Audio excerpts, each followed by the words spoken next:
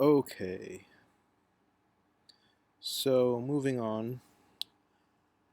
This is going to be your first assignment where you have to draw from life. So I want you to gather up a minimum of three objects that you just have lying around your house, um, and do start by making thumbnails. And in this example, you can see um, six little short, quick little drawings. And a thumbnail sketch is just to sort of figure out the basic composition. How are you going to frame it? It's like you're figuring out how. I almost think of it as like you're like acting as the cameraman in a movie. Like, how are you going to compose it? What are you going to leave out? What are you going to focus on? Are you going to crop anything? And you kind of don't really know exactly what you're doing until you start experimenting. So find at least three objects. You can use more than three objects. And my advice is to keep it simple. Like, don't get any object that's really overly complicated, or like something with lots of texture. I think something smooth in general would work, like um, a piece of fruit, a pillow, a shoe, um, you know, some kind of keepsake that's like a statue or a toy. Anything can work. I think you should try to. I'm going to make a requirement that everyone has to have something in there that's elliptical. So like a cup could work, or a bowl. Um, and I also want the requirement to be that at least one of the compositions has to be in landscape, and at least or one has to be in portrait. So this is landscape, this is landscape, landscape, landscape. This one's in portrait. Um, and just experiment. You don't really know what you're going to do until you start trying to frame it. And also, like, we're not going to really focus on shading too much. I'm going to have some basic cross hatching shading, so you can use the shadows as simple shapes, and some kind of quick cross hatching. There's a video I want to have you guys watch on basic hatching. So I'm gonna allow cross contour and hatching, but keep it to a minimum. Don't get crazy with the shading.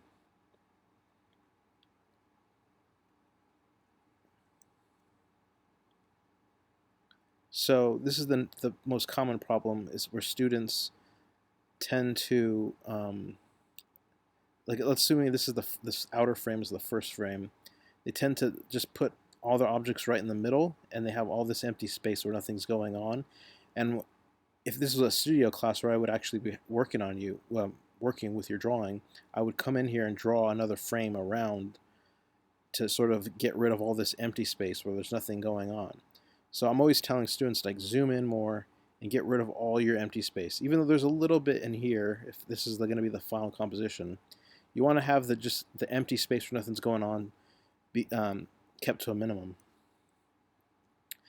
And I also have some basic crash course on perspective videos to watch, because I want you to watch those.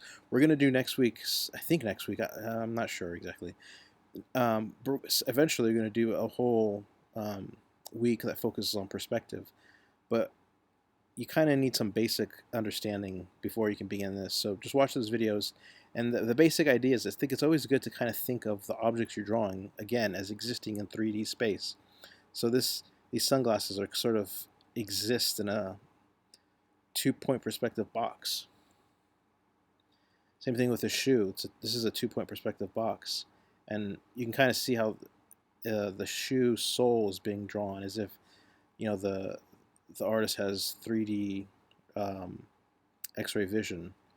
So you kind of want things to feel like this string is coming towards you, and this one's going away from you, and it's getting smaller. It's all about drawing. Is all about trying to conceive things as if they're existing in space. Um, the one of the perspective videos that I'm going to show you talks about ellipses, and the general idea is that, if just focus on this cylinder over here. If you have a cylinder that's sitting on a tabletop, um, the horizon line is going to be here, where the ellipses start to flatten out. So again, this is a cylinder. You can see through it, has circles around it, and as you sort of go above your horizon, your eye line, the horizon line and eye line are the same thing. As you go above it, you see up underneath the ellipses, and if you go below it, you see down on top of the ellipses.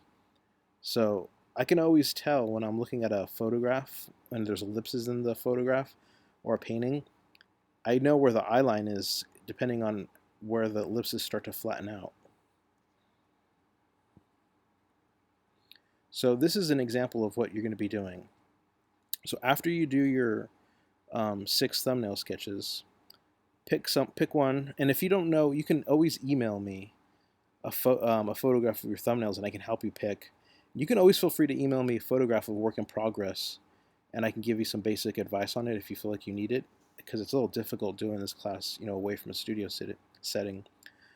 So I think it's good once you kind of figure out your composition, loosely draw it in. This is like the just roll under drawing, where you just keep basic shapes flowing in there.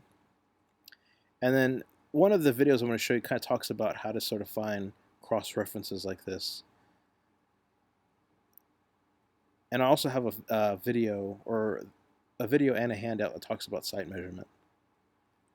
And then slowly you find areas of detail to focus on. So this is kind of figure out kind of a basic perspective of how an ellipse fits in a square that's in perspective. It's the hammer still, slowly coming into focus. More focus. So I kind of think in general you should it's almost like you're developing a photo, and it's just slowly the detail starts to come into focus after you've figured out the placement of all the big shapes. You don't want to be jumping into detail like right away. You should be doing something like this, basic layout of the whole composition, where you know where the edges are, you know there's not going to be too much empty space, even though I think this composition has too much empty space, but you want to keep it to a minimum. Darkening some lines are going to have more weight. Again, I don't want you drawing with a consistent line. Add some line quality where some objects have more weight to them. The cross contours of the ellipses start to come into play here, and I'm assuming maybe since this ellipse looks like it's flat, that's where the eye line is of the viewer who's looking at this. It's hard to tell at this stage. And then I want everyone at a certain point to start adding cross contours to the whole of all the objects that you use. You could feel free to do a grid, but if and this is sort of like the finished drawing. So yeah, so I guess the eye line would be right here. So wherever the ellipse flattens out, that's where the eye line is. And let me show you some other examples students have done. Some students go full on like grid. I think it's best to do a grid like this. Just don't do simple stripes. Find some objects that maybe don't necessarily need as much focus. Like the cloth doesn't necessarily maybe need a grid all over it, but the shoe, the main objects could use the full grid. Here's another student example. The full grid on the main area of focus. So that's your assignment for this week. It's probably going to be a 2-day assignment. I'm not sure if we're going to have an extra assignment for Thursday. I might give you a small warm-up assignment for Thursday, but if not, work on this for the whole week. And feel free to email me photographs of work in progress if you feel like you need some advice.